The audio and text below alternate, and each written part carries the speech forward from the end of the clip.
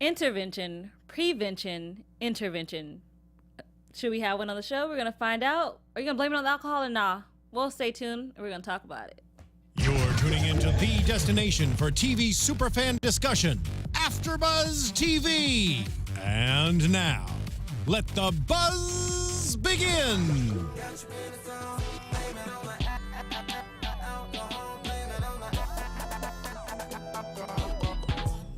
This used to be my jam. Right? Like, back in the day. Gosh, I love this song. Taking me back. I love the Glee version too, but that's also because I'm just a Glee person.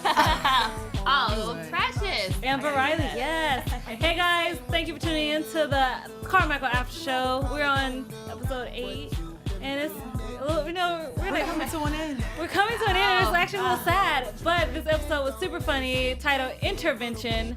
I'm Chae Jones. You can find me at Real Chae Jones on Twitter and Instagram, and Love Chae Butter on Snapchat, ladies. What's up, guys? This is Mariel Turner. You can find me on Twitter and Instagram at Mariel_Turner. What's up, everybody? I am Shannon Clark, and you can find me on all things social media at I am Shannon Clark. Well, we're gonna get into this episode. I just find it hilarious. Okay, so obviously they're talking about when they first enter the scene, they're talking about a fake moon landing because only two countries landed on the moon: Russia and America. Were those fake? Personally, I don't care, but he makes a good point. The point is like, That if we lied about it, Yeah. it would be so American. It would. about right to Also, but when you think about it, why are only Russia and America the only two countries that went to the moon? Right. How come Japan don't want to go? How come Germany don't want to go? Yeah, Japan and China, they're definitely smart enough to go. Yeah. Right? I don't know. Maybe it's like a been there, done that, you know? Like, let's move, we're not move the above only that. I feel like we shouldn't be the only ones, at least that, if anything. Right. Yeah, I agree. But in walks Bobby with his sunglasses on, and Gerard's like, you cannot walk in a place with these sunglasses on until you've done something important or something that matters. Right. Right. Which is just a funny sentence to just say, but even if you're saying it to your brother, it makes a lot of sense, but it's also just like, dude, leave me alone. Right.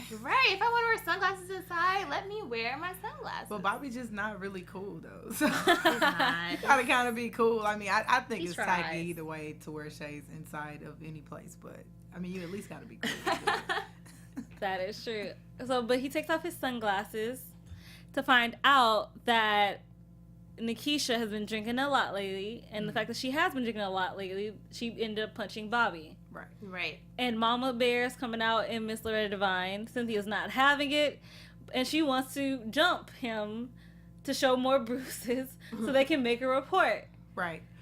I thought this was interesting, the topic of like domestic violence Abuse, and yeah. domestic abuse when, you know, if we flip the paradigm and say, you know, when the woman is beating. Yeah, I thought you know, that was when the woman is the amazing, like aggressor. a role reversal You know what I mean? of a powerful act that's been happening for years and years and years. Right. The fact that it was a woman that punched a man, even though we all know Nikisha's the man in the Yeah. relationship, we all understand that, but still, that is you're right. The role reversal is amazing to see. Right. I mean, I'm sure it happens a lot, but it is definitely. also interesting to see how Bobby just, you know, he wasn't ashamed. You know, that's why you gotta love Bobby as a character. He's gonna let it all out, and he doesn't really care how it makes him look. And you know, he came flat out and he was like, "Nikisha punched me in my face." Like, Yeah, I love that because I think oftentimes, you know, if a man is abused by his woman, he might feel ashamed to say it. 'Cause Right. it's like, Of course. like they were saying, like, oh, you got hit by a girl, and it Right. was this big funny thing. So the fact that Bobby said that, I think, is very Bobby, and like one of the reasons why he's great. honest. Laurel, no, he's amazing. And so Joe decides that they should do an intervention, prevention, intervention, when in his words means a pre-intervention, so you don't really have to go to a real intervention, because when you're in a real intervention, You're it already is too too late. far. Right, it's Yeah. too far. That is a I'm lot to bringing say, you back. everybody, just so we understand. It's a lot. That's a lot of intervention. You try to say that intervention, prevention, intervention 5 times fast and see where you end up. Okay. But we're going to progress. So Nikisha comes, and they're like, Nikisha wants you to sit in the center of the room. Right. And we're going to go around the circle and shame you into recovery. Mm. Though I really believe that actually that's somehow some people will work when they actually trying to do an intervention. But I love Cynthia's. It was amazing. Oh, well, no, it was before that. It was like Nikisha came in. She was like, "Bobby, you snitch asshole." I wrote it down because I was just It like, was so like abusive.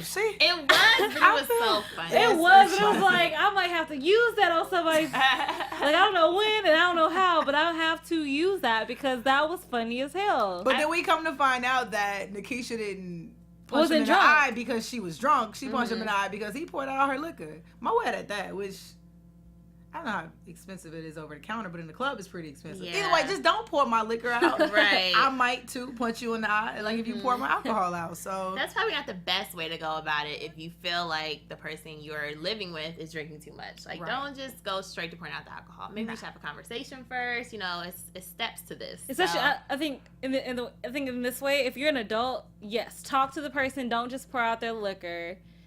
I think it's if you're a child and you're pouring out your parents' liquor, that's a totally different spectrum Right. and everything.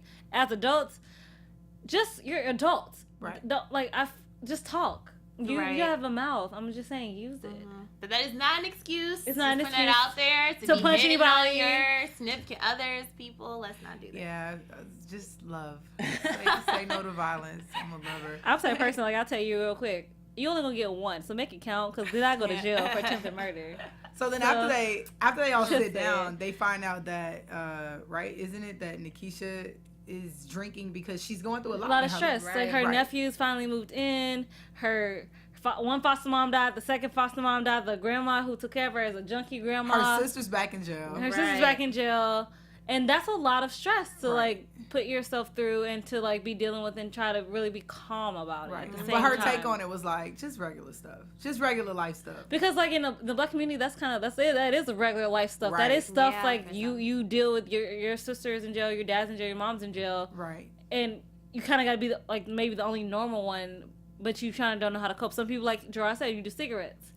That's normal. Yeah. That's how you deal with stress. Right. Yeah. I think that part too resonated within me because, you know, in our community, in the black community, sometimes, and not for everybody, but for a lot of us, our lives and our households are just so dysfunctional that we, you know, we learn how to work through that and make it functional, right? So much so until it almost becomes normal. You know what I mean? And I just think that, you know, after Nikisha gave like that slew of issues that she was going on, it was like, you know, just regular life stuff. Yeah, I thought it was interesting, and I think you're right. Especially in the black community, people have a tendency to self-medicate. Right. Whereas, like, I'm dealing with Oh so my much. gosh, it's not even funny.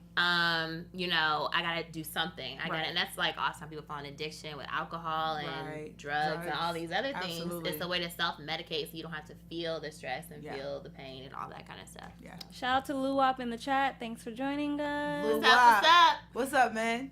Oh, I've been trying to. I was stealthily doing this, so yeah. If my face was down, guys, it was because I was trying to, like, sneak it. But you're right. Like, in black communities, especially, self-medication, smoking, it's like everyday life. It's Right. what you do to cope, and it's to us like it's not exactly an addiction. Because for some people, it's not addiction, most because I only need it this one time here or there, or this day on that day, not like specifically all the time. But Maxine, that's that point. It can lead to that point where it can be an addiction. So you really need to understand what's your limit, what's your level of when you're becoming obsessed with it. Yeah, and I also think, you know, using a substance, it's such a slippery slope when you're using it in pain, you know, because then it's like, oh, this helps me feel better. So every time I feel pain, I'm gonna go to this, and I feel like it can be a very slippery slope. So you do have to watch it, like Maxine was saying.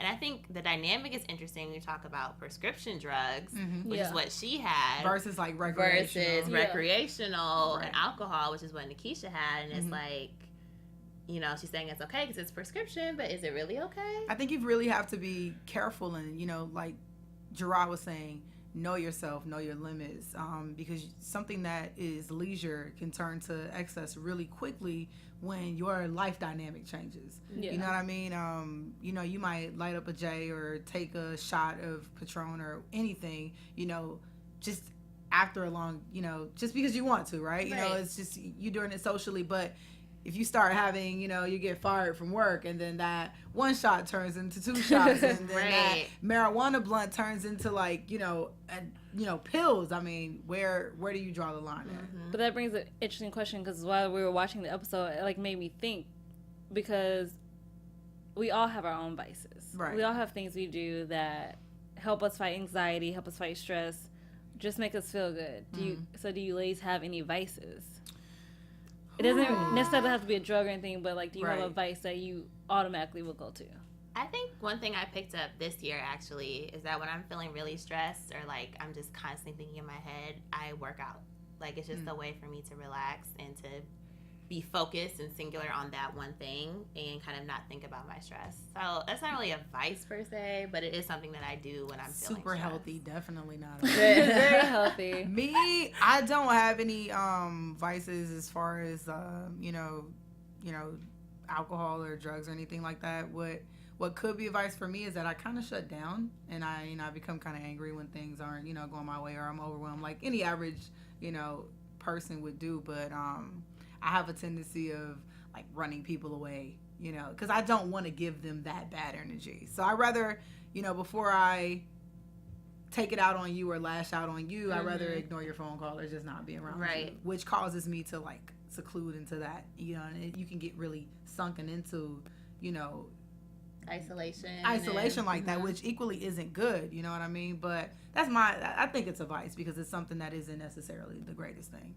I had like 2 vices. Like growing up, I remember I was 10 and there was a custody battle for me, and I asked my aunt, I was like, "Why do you smoke?" She was like, "It relieves my stress." And so as I got older, like I was like 16. Oops. Okay. Oh, no, yourself right now. That's a statute of limitation. I can't go to jail for this. Okay. So so I started stealing. I took a couple of my dad's cigarettes, and I would smoke whenever like my actual mom would come around, and she would stress me out. I'm just tired. And then like when I got to college, I realized I'm just like, I really don't. First of all, I don't really need to smoke. Second of all, why am I letting you have this power over me? Okay. So after that, I've never taken a smoke ever since college. Right. Like my first year, I was just like, you're not worth my time. I seriously, like, you shouldn't have this power over me anyway. So like, I'm like, taking it back. And the second thing I do is like, when I'm really sad, I like just shut down emotionally. Like I'm there, but like nothing hits me, and like I go blank. Very true. Like my friends have seen it happen where I can function, but I can't function. Like I know what's being said to me, but nothing's getting past anything anymore. It's just blank, and like I hear you, but like nothing's affecting it. Right. That's not a healthy way to deal with things either. But that's seriously just how long it takes me to work through emotional stress. Right. To process it. Yeah. And I think everybody, it can be difficult to deal with, those hard feelings, those hard emotions. And so I think it does make sense to, it's like I have to run away from this, or I have to, kind of go in my own little world, because I do that as well, dealing with stress. So, it definitely makes sense to me. What was interesting to me in this episode is towards the end of the episode where we find out that it's not just Nikisha that has that, that vice, it's, Maxine, when we find out that, she is prescribed Xanax and that she does take them semi-regularly. And it's crazy because it's like coming from, a background similar to Nikisha, or Nikisha would be like, why are you having issues when you were born with a silver spoon?